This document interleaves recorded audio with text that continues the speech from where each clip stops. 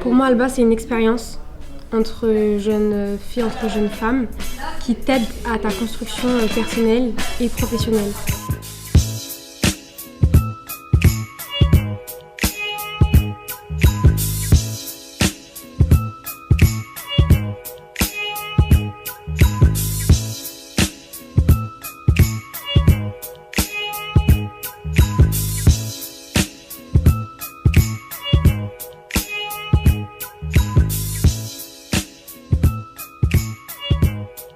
C'est vraiment un lieu d'échange en fait et de partage pour aider non seulement à se trouver en tant que personne, mais surtout trouver son orientation. Ça m'a ouvert les yeux sur ma vie, ça m'a ouvert les yeux sur le professionnel. Ça nous accompagne et ça nous motive. On a déconstruit cette mentalité de se dire que les femmes, elles sont toutes en compétition. Et ça m'a marqué.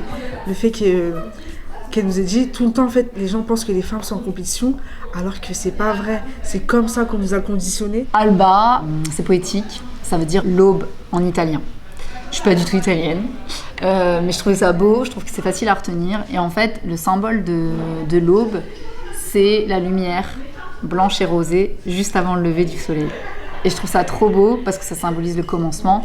Et donc c'est le commencement d'une vie professionnelle qui est choisie, épanouie et choisie. J'ai appris à ne plus avoir peur de dire ce que je pensais, de ne pas me censurer parce que je suis quelqu'un, j'ai plein d'idées, plein de choses dans la tête, mais à chaque fois de me dire que je me sentais pas à ma place, que parce que j'étais une femme noire, musulmane, t'es morte dans tout ce que tu veux faire. On va les accompagner à mieux se connaître en fait.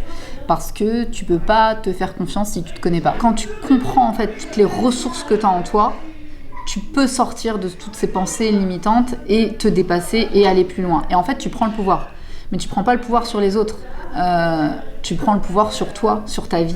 Et c'est ce que je souhaite à toutes ces jeunes femmes qu'on accompagne, mais en vrai c'est ce que je souhaite à tous les êtres humains. C'est qu'en fait si tu es maître à bord de ce que tu construis pour toi, c'est là seulement où pour moi tu pourras trouver le chemin de quelque chose qui te rend vraiment heureux. Tout ce qui compose votre histoire, même les choses qui sont douloureuses, c'est votre force. Tout ce qui me fait peut-être vous sentir différente, sur ceci ou sur cela, et qui parfois peut peut-être même être encore difficile, mais la réalité c'est que c'est ça votre force. Et le jour où vous allez le comprendre, ça va transformer plein de trucs dans votre vie.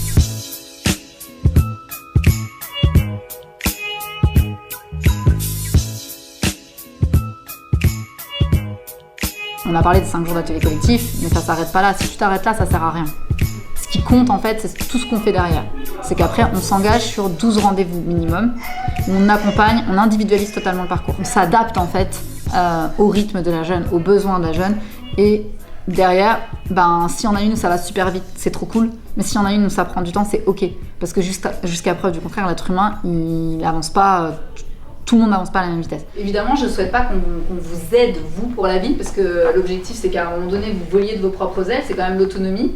Mais en revanche, qu'on soit en train de construire un réseau fort de toutes les femmes, ça j'y crois et ça passe aussi par vous. Le fait des défis, ça aide beaucoup. Ça nous aide du moins à être dans un cadre ultra safe. Il y a certains sujets qu'on aborde qu'on ne pourrait pas aborder en temps normal. Il y a des plus grandes, il y a la doyenne qui a 24 ans du coup, et qui du coup peut nous donner des conseils et franchement c'est hyper enrichissant, mais parce que c'est une fille et ça aurait été un garçon, il n'a pas les mêmes doutes, les mêmes craintes, les mêmes difficultés dans la société que nous. S'il y en a une qui veut faire du commerce par exemple et qui veut rentrer dans une société, elle va être enceinte un jour ou l'autre. En fait, dans la tête d'un patron, parce qu'elle veut peut-être pas forcément d'enfants, mais elle va être enceinte un jour, elle va congé maternité.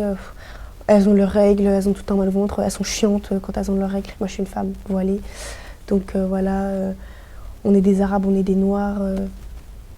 On est femmes et on est autre chose encore.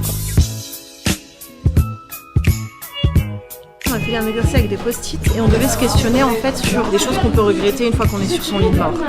Et on s'est rendu compte qu'on a des réponses assez similaires qui tournent autour de parler de ses sentiments, oser, ce genre de choses. Ne pas être autorisé à être heureux. Parce que oui. Il y en a qui font trop de sacrifices et qui s'oublient eux-mêmes à fond. On a déjà les réponses en nous et donc le but c'est de se donner les moyens de regretter le moins possible ou de rien regretter avant de mourir. Faire émerger un peu les choses... Des choses importantes en fait, voilà, qui pourraient... Les choses essentielles de la vie. Exactement. Profiter des instants présents. Parce qu'il y a des moments, je parle en moi parce que moi je suis comme ça. Mais genre par exemple, Il y a des moments, c'est trop bien et tout.